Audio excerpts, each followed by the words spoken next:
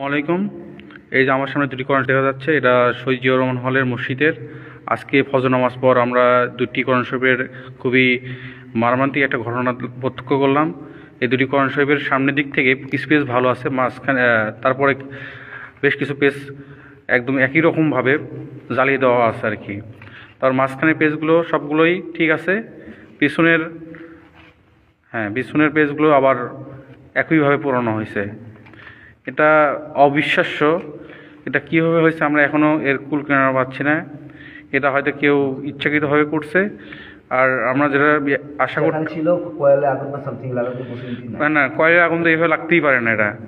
আর এটা খুবই একটা গুরুত্বপূর্ণ কিছু সূরাগুলোতে একদম সেম একই রকমভাবে পুরানো হয়েছে। খালি মলাটের উপরে কটা কাজ করি, উপরে কিছু বেরিয়েছে